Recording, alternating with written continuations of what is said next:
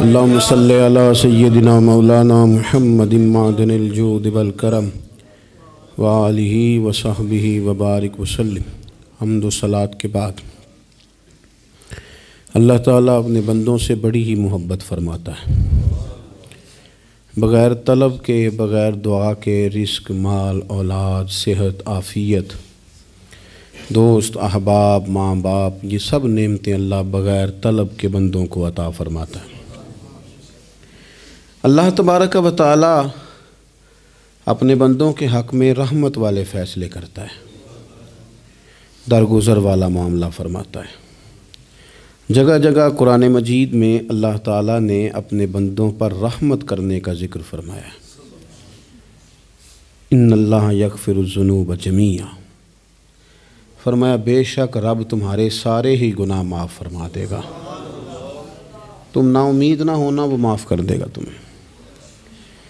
قرآن مجید میں فرمایا ان اللہ بالناس لرؤوف الرحیم، بے شک اللہ اپنے بندوں پر بڑا ہی مہربان اور نہایت ہی رحم کرنے والا، رؤوف اور رحیم ہے، بڑا مہربان ہے، کرم فرماتا ہے۔ اللہ تعالیٰ اپنے بندوں سے بڑا جلد راضی ہو جاتا ہے، وہ اپنے بندوں کو بہت زیادہ مشقت میں نہیں ڈالتا،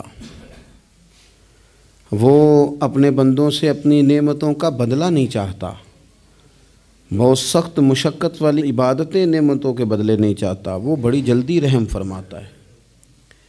ماں پیار کرتی ہے اپنے بچے سے، لیکن وہ ناراض بھی ہو جاتی ہے بعض چیزوں پہ، بعض معاملات اس کا دل بھی دکھاتے ہیں، بعض جگہ وہ رو کے یہ بھی کہتی ہے کہ تو نے میری محبت کا کوئی نتیجہ نہیں مجھے دیا، میری ساری کمائی تو نے ضائع کر دی۔ والد بہت ساری جگہوں پہ ناراض ہوتا ہے، شکوہ کرتا ہے، کہتا ہے میری بیماریوں کی، پریشانیوں کی، بڑھاپے کی، کمزوریاں کا سبب بیٹے تو ہی بن گیا، یہ ساری تکلیفیں تو ٹھیک ہو جائیں تو میری شاید عمر بھی بڑھ جائے، صحت بھی ٹھیک ہو جائے، میں زیادہ دیر جوان رہ سکوں۔ ناراض ہوتے ہیں ماں باپ، اسی طرح ماں باپ راضی بھی ہو جاتے ہیں، وہ بڑی جلدی راضی ہو جاتے ہیں۔ میں اکثر کہتا ہوں کہ والد کو راضی کرنے میں 5-7 منٹ لگ جاتے ہیں، اماں تو 1.5-2 منٹ میں راضی ہو جاتی ہے۔ ابا جی کو 5-7 منٹ لگتے ہیں، کئی دفعہ کہنا پڑتا ہے، کوئی دلائل دینے پڑتے ہیں، لیکن والدہ کے لیے تو کچھ بھی نہیں، آپ نیرا جا کے پیروں میں بیٹھ ہی جائیں، کچھ بھی نہ کریں، آپ پورا روئیں، نہ رونے والا منہ ہی بن جائے تو اماں تو نرم ہی نرم ہے، جس وقت جو مرضی آپ کرا لیں ہو گیا۔ اللہ تبارک و تعالی بلا مثال و بلا تشبیہ سمجھانے کے لیے عرض کرتا ہوں، اللہ بھی بعض معاملات میں اپنے بندوں سے ناراض ہو جاتا ہے۔ وہ کہتا ہے میں تکبر کرنے والوں کو پسند نہیں کرتا، وہ کہتا ہے فسادی پسند نہیں ہیں، وہ فرماتا ہے کہ راہوں میں کجی کرنے والے پسند نہیں ہیں، وہ فرماتا ہے کہ بدعہدیاں کرو گے تو میں صبح قیامت تم سے سوالات کروں گا۔ اللہ تبارک و تعالیٰ بہت ساری چیزوں کو ناپسند کرتا ہے، ناراض ہو جاتا ہے، بلکہ نبی پاک صلی اللہ تعالیٰ علیہ وسلم نے فرمایا تم بات کرتے کرتے کوئی ایسا جملہ بول دیتے ہو کہ رب اتنا ناراض ہوتا ہے کہ تمہیں پتہ بھی نہیں ہوتا، تمہارے لیے جہنم کا فیصلہ کر دیتا ہے۔ اس لیے پہلے تولو پھر بولو، خود اپنے لفظوں کی تو تم پہرے داری کرو نا کہ میں کیا کہہ رہا ہوں۔ کوئی ایسا جملہ، کوئی ایسی بات، وارث شاہ مان کری نہ وارثاں دا، کوئی ایسی بات نہ تمہاری زبان سے نکلے۔ اور حضور یہ بھی فرماتے ہیں کہ اس کا دوسرا پہلو بھی ہے، بعض اوقات تم بات کرتے ایسا جملہ کہتے ہو وہ اتنا راضی ہوتا ہے کہ تمہارے لیے جنت کا فیصلہ فرما دیتا ہے۔ مسلمان کو اب یہ حکم ہے، اس ساری گفتگو کا نتیجہ یہ ہے کہ وہ اپنے جذبات پر، خیالات پر، نگاہوں پر، زبان پر، کانوں پر تھوڑی توجہ دے، بے لگام نہ بنے، بے ترتیب نہ بنے، جو طبیعت میں آئے کر نہ گزرے، تھوڑا سا نہ سوچے سمجھے اور تھوڑا سنبھل کے چلے، کبھی ان کاموں کی طرف نہ جائے جن سے رب ناراض ہو جاتا ہے، ان کاموں کی طرف بڑھے جن سے اللہ راضی ہوتا ہے۔ میرے نبی پاک صلی اللہ تعالیٰ علیہ وآلہ وسلم نے ارشاد فرمایا، بعض احادیث میں لفظ یہ ہیں کہ اللہ اپنے بندوں کو دیکھ کے مسکراتا ہے، جو اس کی شان کے لائق ہے۔ جس ترتیب سے ہم مسکراتے ہیں، جس ترتیب سے ہم روتے ہیں، جس ترتیب سے ہم کسی بات کا اظہار تشکر کرتے ہیں، خدا ان باتوں سے پاک ہے۔ اب بہت ساری حدیثوں میں آیا کہ وہ مسکراتا ہے، تو کیا مطلب ہے مسکرانے کا؟ تو علماء تفسیر نے لکھا ہے مسکرانے کا مطلب یہ ہے کہ وہ بڑا ہی راضی ہوتا ہے اپنے بندے سے، بڑا راضی ہوتا ہے، یہ مطلب ہے۔ ایک تو مسکرانے کا مطلب یہ کہ وہ بڑا راضی ہو گیا، بڑا راضی ہو گیا، وہ مسکرا دیا اپنے بندے پہ۔ اور ایک اس کا معنی خود نبی پاک صلی اللہ تعالیٰ علیہ وسلم نے بیان فرمایا۔ مسند امام احمد بن حنبل میں حدیث ہے، حضور سید عالم علیہ السلام سے صحابہ نے پوچھا یا رسول اللہ شہید تو بڑے لوگ ہوتے ہیں، شہیدوں میں افضل کون ہے؟ تو اللہ کے حبیب علیہ السلام فرمانے لگے وہ والا بندہ جو ڈٹ گیا تھا کافروں کے مقابلے میں، وہ ہلا نہیں، پوری طرح ڈٹ کے جو لڑا وہ شہداء میں افضل ہے۔ حضور فرماتے ہیں وہ جنت کے بالا خانوں میں سیر کرے گا اور رب اسے دیکھ کے مسکرائے گا، رب اسے دیکھ کے مسکرائے گا، اللہ تعالیٰ مسکراتا ہے اسے دیکھ کے۔ اور اگلے جملے میں حضور نے وضاحت کر دی، فرمایا جب رب دنیا میں کسی پر مسکراتا ہے نا تو اس کا معنی یہ ہے کہ قیامت میں پھر اللہ اسے حساب کوئی نہیں لے گا۔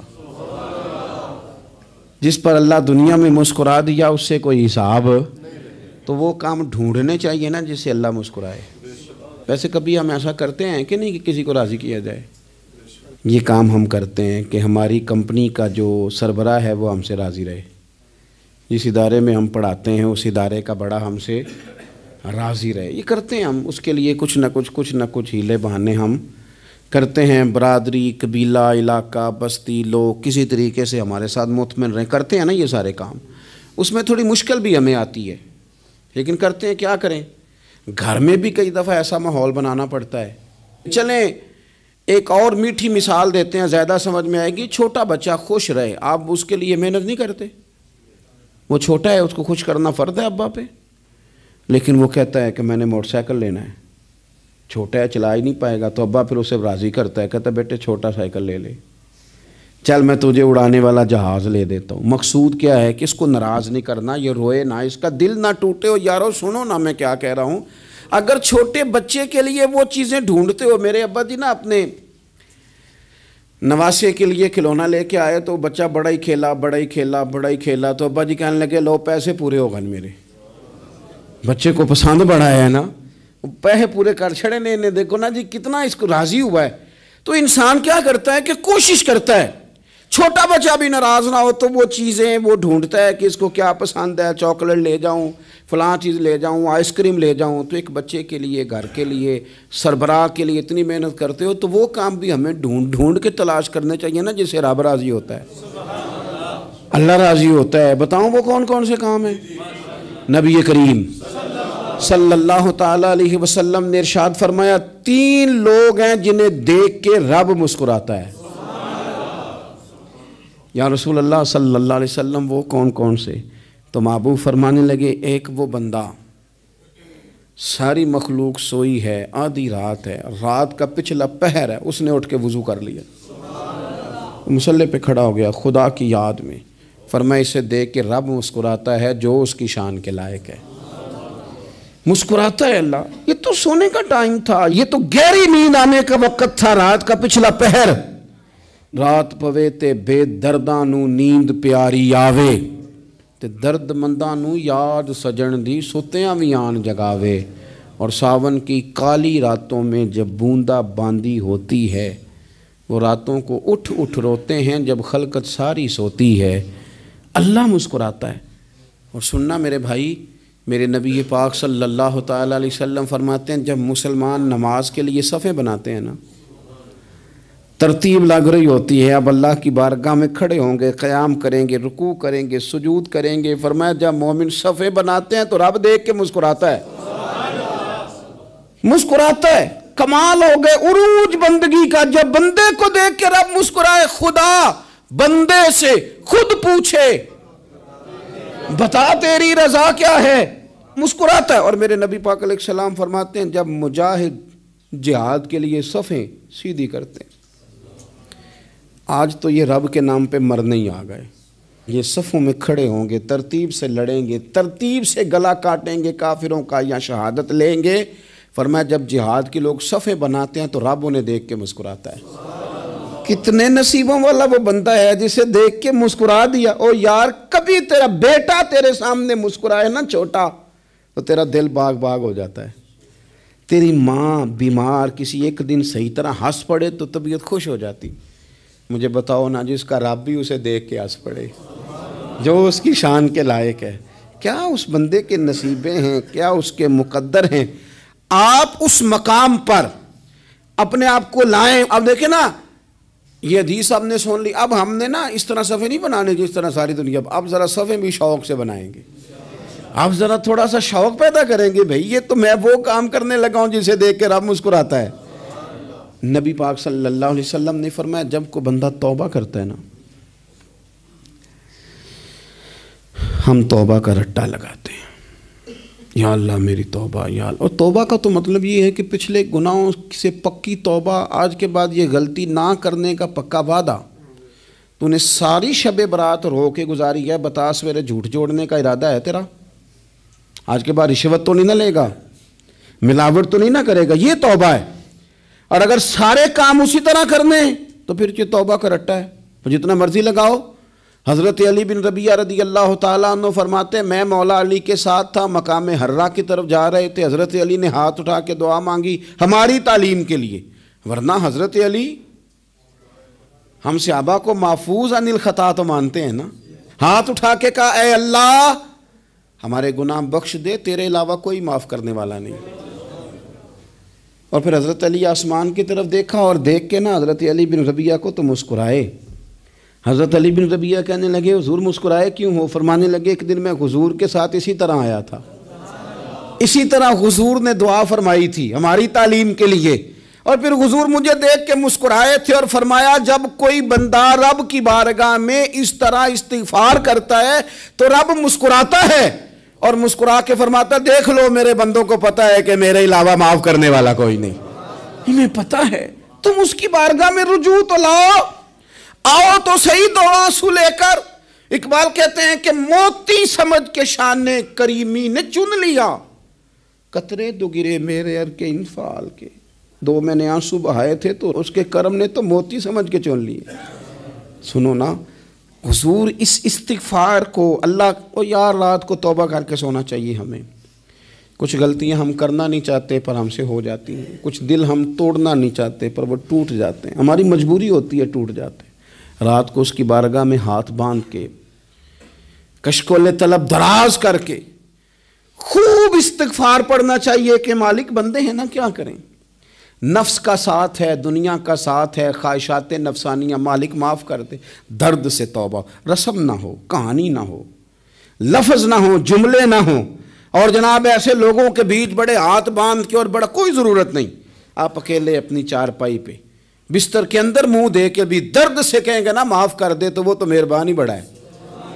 میرے نبی پاک صلی اللہ علیہ وسلم مثال دیتے ہیں، فرمایا ایک آدمی صحرا میں جا رہا ہے، صحابہ سے حضور خطاب کر رہے ہیں، فرمایا ایک آدمی صحرا میں جا رہا تھا، اس نے اپنی اونٹنی پہ کھانا پانی پیسے ہر چیز رکھی ہوئی تھی، صحرا تھا بہت بڑا، درمیان صحرا کے گیا تو تھوڑا سا سستانے کے لیے آرام کرنے کے لیے اونٹنی سے نیچے اترا۔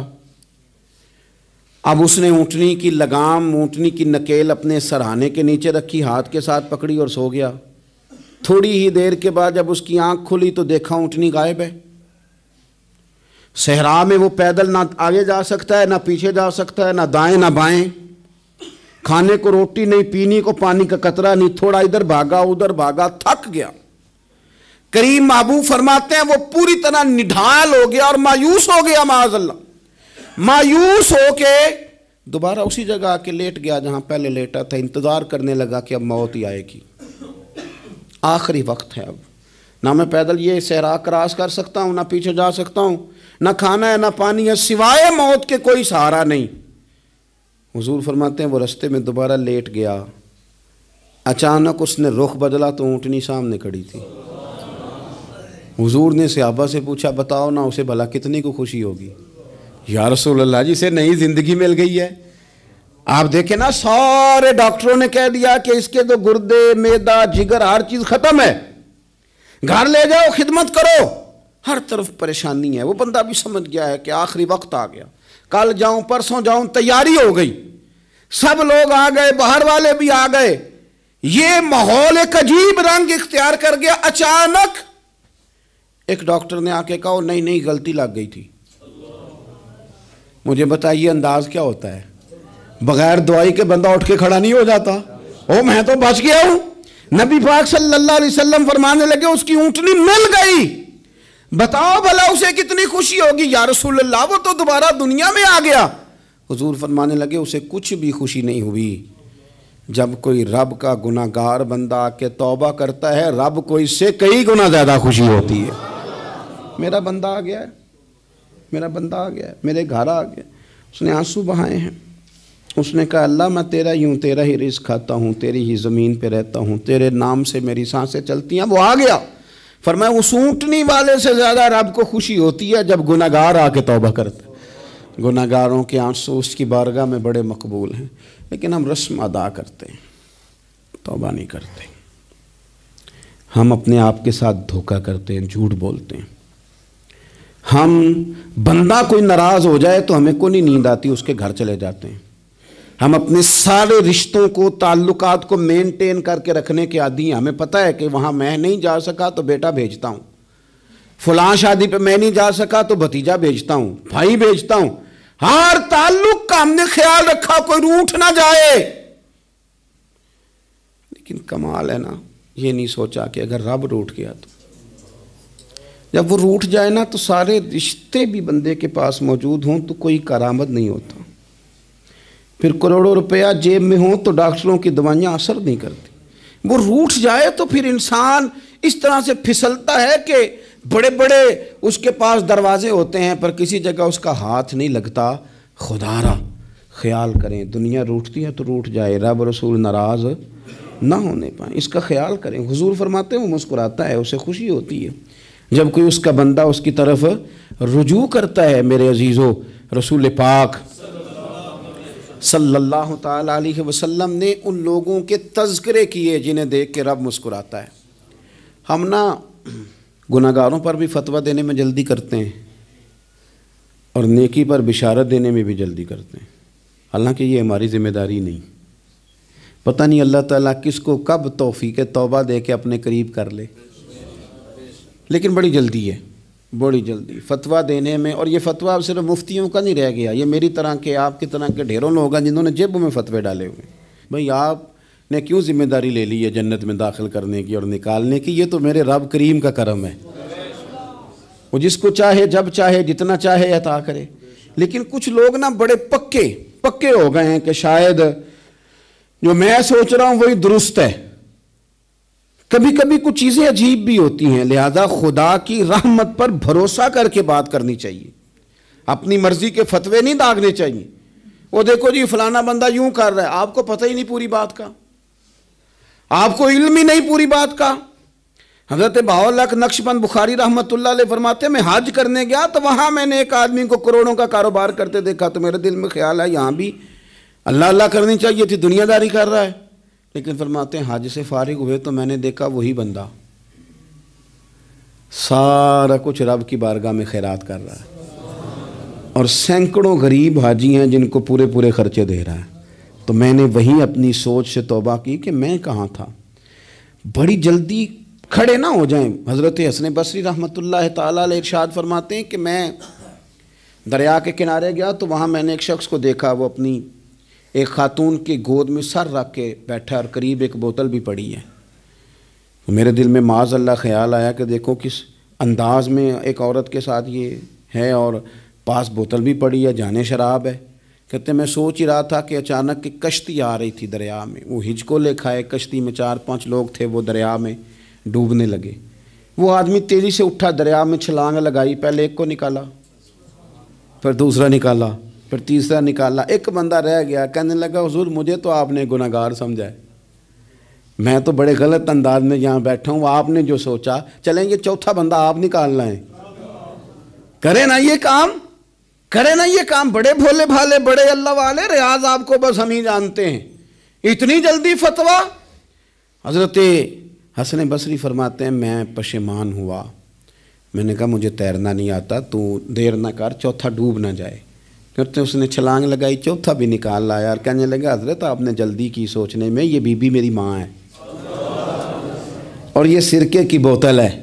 ہم ماں بیٹے کا یہ مشغلہ ہے کہ یہ وہ جگہ ہے جہاں آ کے لوگ مسافر اترتے ہیں، اور یہاں سے کسی کا گھر 100 میل ہے، کسی کا 200 میل ہے۔ ہم صبح سرکہ، کھجوریں، روٹیاں لے کے یہاں آتے ہیں، مسافروں کی نوکری کرتے ہیں، کوئی پریشان ہو تو مدد کرتے ہیں۔ حضرت خواجہ حسن بصری فرماتے ہیں میں نے معافی مانگی، ان سے بھی مانگی، رب سے بھی مانگی۔ انہوں نے مانگ لی نا بزرگ تھے، پر ہم کو نہیں تیار مانگنے کو۔ ہم ہر وقت بدگمانیاں، وہ فلانا فلانے جرم کرتا تھا، میں اسے اب کیسے نیک مان لوں؟ بھئی اب وہ نمازی ہے، خدا کے گھر آتا جاتا ہے، اب اللہ کی بارگاہ میں حاضر ہوتا ہے، جب رب نے معاف کر دیا تو بھی سوچ بدل جا۔ سنیں حضور کیا فرماتے ہیں۔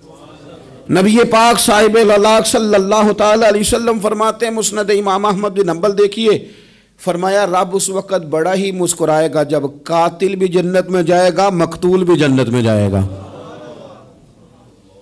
یا رسول اللہ مقتول تو گیا، یہ قاتل کیسے چلا گیا؟ حضور فرماتے ہیں جائے گا، اور جائے گا اور رب مسکرائے گا، جو اس کی شان کے لائق ہے۔ یا رسول اللہ کس طرح؟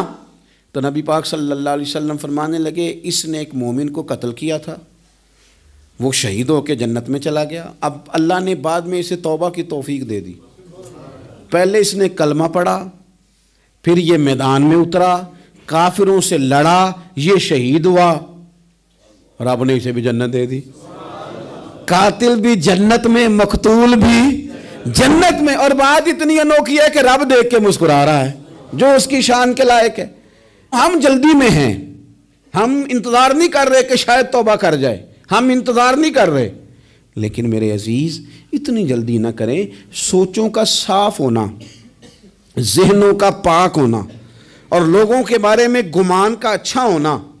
آپ کسی نفسیات کے ڈاکٹر کے پاس چلے جائیں، اسے کہیں ٹینشن بڑی ہے، میں ان کے مضامین پڑھتا رہتا ہوں، وہ سب سے پہلا سبق آپ کو یہ پڑھائیں گے کہ اچھا سوچا کریں۔ اچھا سوچنے سے بندہ تندرست رہتا ہے۔ کس سے بندہ تندرست رہتا ہے؟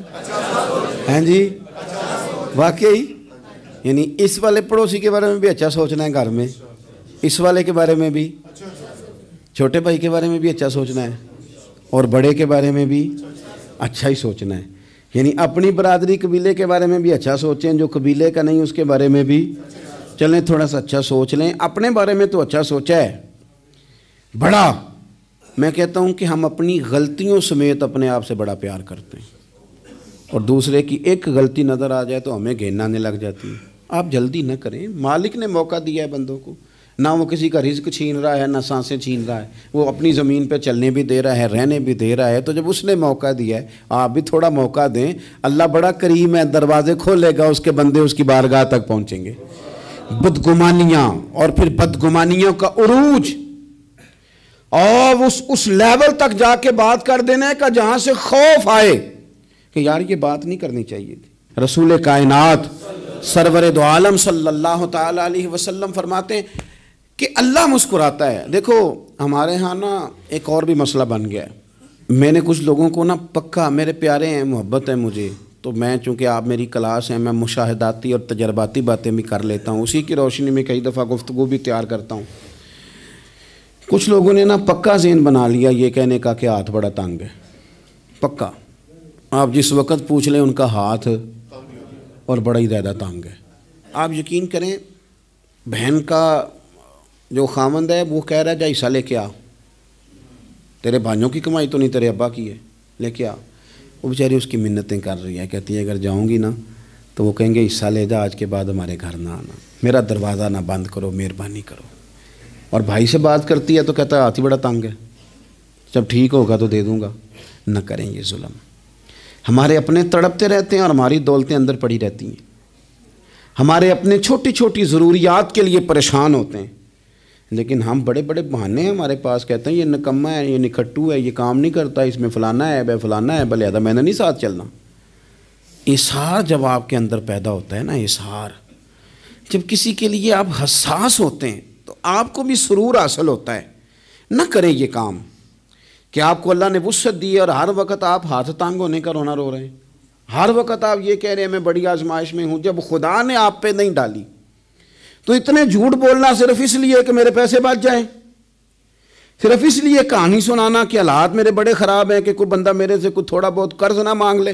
سنو، نبی پاک صلی اللہ علیہ وسلم کے پاس مہمان آ گیا، بخاری مسلم ہے، حضور نے ازواج مطہرات کے گھروں میں پیغام بھیجا، کچھ چیز ہے ضیافت کے لیے؟ یا رسول اللہ کچھ بھی نہیں، یہ دو جہاں کے شاہ ہیں اور پاس کچھ رکھتے نہیں، دو جہاں کی نعمتیں ہیں ان کے خالی ہاتھ میں۔ یا رسول اللہ کوئی چیز بھی نہیں۔ حضور نے صحابہ کے مجمع پہ نظر ڈالی، یا رسول اللہ صلی اللہ علیہ وسلم حکم ہو، تو حضور فرمانے لگے تم میں سے کوئی بندہ ہے جو اسے گھر لے جائے روٹی کھلائے؟ ایک صحابی اٹھے فوراً، حضور میں لے کے جاتا ہوں کھانا کھلاتا ہوں۔ فرماتے ہیں میرے گھر میں صرف بچوں کا کھانا تھا، یہ نہیں کہ فریزر بھرا ہوا ہے نعمتوں سے، صرف بچوں کا کھانا، یہ نہیں کہ کسی کو دیکھ کے اپنی ہنڈیا پہ برتن دے لیا، صرف بچوں کا کھانا۔ کہتے ہیں گھر گیا، بیوی سے کہا کیا کیفیت ہے؟ کہنے لگی بچوں کی روٹی ہے۔ میں نے کہا بچے سلا دے، صبح ناشتہ کر لیں گے۔ تو کہنے لگی آپ کیا کھائیں گے؟ تو میں نے کہا نہ میں کھاؤں گا نہ تو کھائے گی، مہمان جو نبی پاک کا ہے۔ کہا اچھا، اب ذرا تجویز دیکھو میاں بیوی کی سوجھی آپس میں۔ کہتے ہیں کھانا لگا دینا، کیونکہ ایک آدھ بندے کا کھانا ہے۔ اپنی غربتوں کا ہر جگہ اظہار کرنا، رونا رونا، یہ دیکھو غربت کیسے چھپائی جا رہی۔ اس کو کہا نہیں کہ چل تو تھوڑا رحم کھا، تو آیا ہے تو تھوڑا رحم کھا، یہ نہیں کہا۔ کہا اٹھ کے نا تو کھانا رکھنا اور اٹھ کے نا چراغ ٹھیک کرنے کے بہانے بجھا دینا۔ ہم دنیا والوں کے سامنے کیوں اپنے دکھ بیان کریں؟ ہم جو کہیں گے رب رسول کی بارگاہ میں کہیں گے۔ تو نا چراغ ٹھیک کرنے کے بہانے، اہلیہ اٹھی، کھانا دینے کے بعد چراغ ٹھیک کرنے کے بہانے بجھا دیا۔ خامد بھی ہاتھ چلاتے رہے، بیوی کبھی برتن رکھتی کبھی اٹھاتی، پتہ چلے کہ کھانا کھا رہے ہیں، کھانا کھایا جا رہا ہے۔ کہتے ہیں مہمان پیٹ بھر کے کھانا کھا گیا۔ یہ کام ہوا رات کے اندھیرے میں، اس وقت ہوا جب چراغ بھی بند تھا، اس وقت ہوا جب کوئی دیکھنے والا نہیں تھا، کسی پڑوسی کو بھی خبر نہیں تھی۔ فرماتے ہیں صبح کے اجالے میں اس مہمان کو لے کے مسجد نبوی میں نے قدم رکھا تو نبی کریم نے فرمایا رات جو تم نے کام کیا ہے نا اسے دیکھ کے میرا رب بڑا مسکرایا ہے، اللہ بڑا مسکرایا ہے۔ اللہ تر دامنی پہ شیخ ہماری نہ جائیے، ہم دامن نہ چھوڑ دیں تو فرشتے وضو کریں۔ یہ شان ہے صحابہ کی۔ نبی کریم علیہ السلام نے فرمایا رب رات مسکرایا تیرا یہ انداز دیکھ کے، اور اس نے قرآن نازل کیا وَيُؤْثِرُونَ عَلَىٰ أَنفُسِهِمْ وَلَوْ كَانَ بِهِمْ خَصَاصَةٌ۔ کچھ لوگ وہ ہیں جنہیں بڑی بھی ضرورت ہو تو دوسروں پر اثار کر دیتے ہیں، قربانی دے دیتے ہیں۔ رب مسکرایا ہے، اندر پیسے رکھے ہوئے ہیں، اندر پیسے رکھے ہوئے ہیں، اور بہن آ کے منت کر رہی ہے کہ بھائی حالات بڑے خراب ہیں، تھوڑی سی مہربانی کر۔ تو کہتے ہیں بہن پردہ یہ ہے بس، کیسے بتاؤں تجھے حالات، تجھے کیا بتاؤں کام کتنی مشکل سے چلتا ہے، یہ پردہ یہ بس۔ بہرحال اگر تو نے کہا ہے نا 50,000 تو میں زیادہ نہیں کوئی 20 کو دے دوں گا تجھے، وہ بھی خاصی نیکی کر کے، وہ بھی بتا سکھا کے۔ رات اماں پہ علیحدہ سے احسان چڑھاؤں گا، ابا پہ علیحدہ سے چڑھاؤں گا کہ تمہاری بیٹی کے ساتھ تعاون کر رہا ہوں، سارے علاقے کو ویسے ہی بتاؤں گا۔ اور وہ غریبنی بیچاری 20,000 لے کے گھر گئی ہے، پہ سفارشیں کر رہی ہے کہ مہربانی کرو۔ میں نے ایسے بھی دیکھے ہیں جو پہلے بیوی کو پکڑاتے ہیں، تو دے، اس لیے کہ پھر وزیر اعظم تو ڈنڈا نکال لے گا تو بڑا مشکل ہو جائے گا پھر گھر میں رہنا، لہذا وہ یہ تو آگے لگ۔ یہ کیا لہجہ ہے آپ کا؟ یہ تو کسی کو بھی دیں تو چھپا کے دینے کا حکم ہے، کسی کو بھی دیں تو ہمیں حکم یہ ہے کہ سیدھے ہاتھ سے دینا ہے، الٹے کو خبر۔ اور یہ جو بالکل ہی اپنے ہیں ان پر تو پردہ پوشی آپ کے لیے ویسے ہی ضرورت تھی۔ میرے عزیز رب مسکراتا ہے۔ میرے نبی پاک علیہ السلام نے یہ اعمال ہمیں بتائے جن پر اللہ مسکراتا ہے، خوش ہوتا ہے۔ اور بعض لوگوں کو حضور نے نامینیٹ کیا، حضرت سعد بن معاذ رضی اللہ تعالیٰ عنہ عظیم صحابی تھے۔ یہ وہ خوبصورت صحابی ہیں جن کے جنازے کو کندھا میرے نبی پاک نے عطا فرمایا، حضور نے کندھا عطا فرمایا۔ کمال ہو گئی، نرخ بازار محبت کا انوکھا ہی ہو گیا، خود خریداروں میں شامل آ کے مولا ہو گیا۔ حضور نے کندھا دیا۔ حضرت سعد بن معاذ رضی اللہ تعالیٰ عنہ کا جب جنازہ اٹھا ان کی والدہ رو پڑی، بڑے درد سے روئی، ماں تھی نا، ان کی آواز جب حضور تک گئی تو نبی پاک نے فرمایا آنسوؤں کو روک لے، آواز کو کم کر لے، تیرے بیٹے کی تو جب روح پرواز ہوئی ہے تو رب مسکرایا ہے۔ جس کے آنے پہ رب راضی ہو مسکرا دے جو اس کی شان کے لائق ہے۔ یہ تو وہ لوگ ہیں کہ جن کے جانے پر نا رب، وہ کسی نے کہا تھا کہ میرے مرنے پہ ہر سو شور مچ جائے گا، دیکھو گے میرے مرنے پہ ہر سو شور تمہیں پتہ چل جائے گا جب ہم جائیں گے، میرے مرنے پہ ہر سو شور مچ جائے گا دیکھو گے، اور کہنے الوداع سرکار خود تشریف لائیں گے۔ اور درویش کہنے لگے بعد مرندے مکھڑا میرا ہو جاوے جے تازہ، پھر سمجھ لینا محبوب میرے نے آن پڑے ہے جنازہ۔ اور عاشق کا جنازہ ہے، ذرا دھوم سے نکلے اور محبوب کی گلیوں سے ذرا گھوم کے نکلے۔ فرمایا کہ ان کے تو جانے پہ رب کریم، اور حضور نے ایک دعا بھی دی۔ حضرت ابو طلحہ، حضرت طلحہ رضی اللہ تعالیٰ عنہ صحابی تھے، ان کا وصال ہو گیا تو حضور نے دعا بھی دی۔ فرمایا یا اللہ جب میرا طلحہ آئے نا تو اس سے مسکرا کے بات کرنا، یہ تجھ سے مسکرا کے بات کرے جو تیری شان کے لائق ہے۔ تو اللہ تعالیٰ غائب درجے راضی ہوتا ہے۔ ایک دفعہ پھر بات دہراتا ہوں، جو میدان میں ڈٹ کے شہید ہو رب اسے دیکھ کے مسکراتا ہے جو اس کی شان کے لائق۔ جو توبہ صحیح کریں سچی کریں رب انہیں دیکھ کے مسکراتا ہے جو اس کی شان کے لائق ہے۔ جو نماز کے لیے صفیں بنائے رب انہیں دیکھ کے مسکراتا ہے۔ جو جہاد کے لیے صفیں بنائے رب دیکھ کے مسکراتا ہے۔ جو لوگ صبح پچھلے پہر اٹھ کے عبادت کریں رب انہیں دیکھ کے مسکراتا ہے۔ اور جو کبھی کبھی بھوکے رہ کے دوسروں پر قربان کر کے اثار کر دیں رب انہیں دیکھ کے مسکراتا ہے۔ بہت بڑی فضیلت ہے۔ اللہ ان سارے کاموں میں سے کسی ایک کام پہ ہمیں بھی لگا دے تاکہ یہ بڑی فضیلت اللہ تعالی ہم گناہگاروں کے حصے میں بھی فرما دے۔ آخر دعوانا ان الحمدللہ رب العالمین۔